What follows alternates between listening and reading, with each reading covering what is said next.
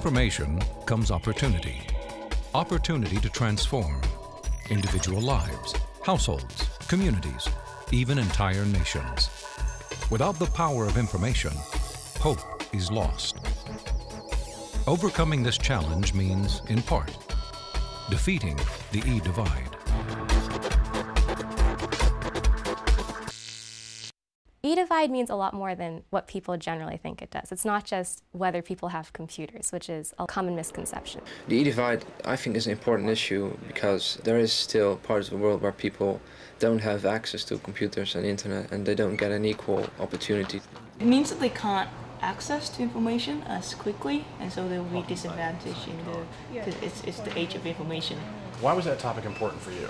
It's important because I think it's a very global topic, as in no matter if you have a computer or if you don't have one, you're in the digital divide itself, and it's important for people to know, especially people who have good access to internet, that there are other people out there that are not as lucky as them. In large part because of digital access to information about the world around them, young people today have a social awareness like never before. It's making the kids think about more social issues, more global issues, and think beyond what's happening in their day-to-day lives and think about their futures. I think everyone should be concerned about the e-divide. Not only people who experience the e-divide themselves, but also people who do not experience the e-divide. Technology is made for people, all people. We can't just give this one because he has money or this one doesn't have money. We just need to give everyone equal shares for everything. But this is how we live on Earth. Access to information makes the world, for them, a smaller place. Consider the experience of the e-divide team. First place winners for 19 and under in Thinkquest 2006. The Oracle Education Foundation's international website building competition. It's just the idea that we can have friends all over the world, on the 5 different continents, and we can meet online, and without meeting each other, we can talk to each other and get to know each other so well. It definitely makes it a lot smaller. There were 6 of us all together.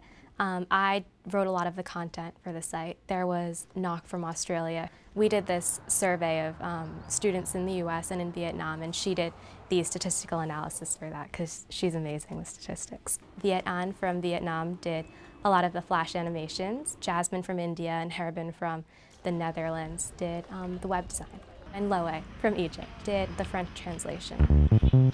This global collaboration exemplifies Thinkquest. Thinkquest inspires students to think, connect, create, and share. Students work in teams to create an educational website for their peers.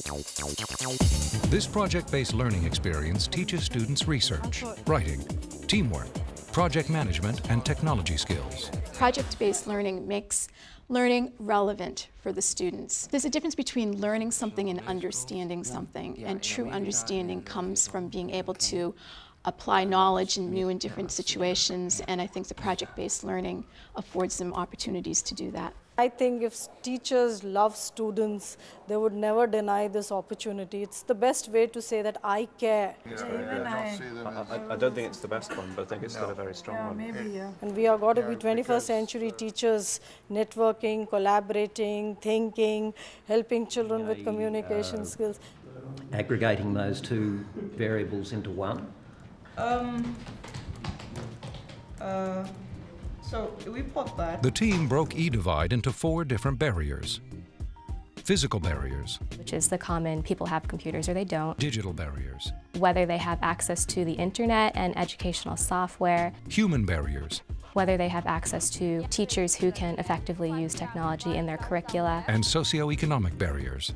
And also whether there's enough funding and cultural recognition of how important technology is. By tackling e-divide as a topic, the team was able to rely on its diversity to dig deep and gain a global perspective about the issues, something noted by the judges. Is the team diverse just in name only? Are they only from different countries, or are the kids really bringing perspectives from their countries?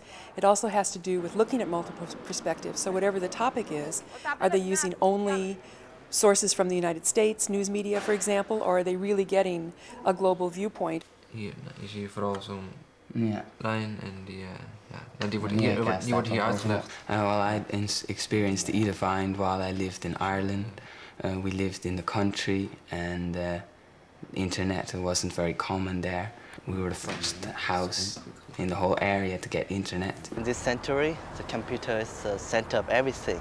But I also know that many people, even in my country, there are many areas that the students never heard of or never seen a computer. Project-based learning competitions such as Thinkquest provide opportunities for students, to be sure.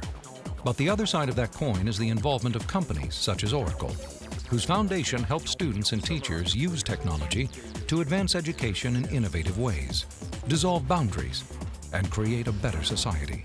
The more I research into it, the more I understand that the divide really exists. It's not some imaginary thing that we talk about. It's like there's no end in sight to how fast it's growing and how much more prevalent technology is going to be. So people who are behind right now, it seems like they're going to be falling even more behind more rapidly. So will they ever catch up? Hopefully. Things that would eliminate or reduce the e-divide is awareness, make people aware that it is an issue and that the resources are available to solve the problem. We want to put some new perspective. We want to really convey something new to the world. I have a very great team. It's absolutely an experience I will never forget.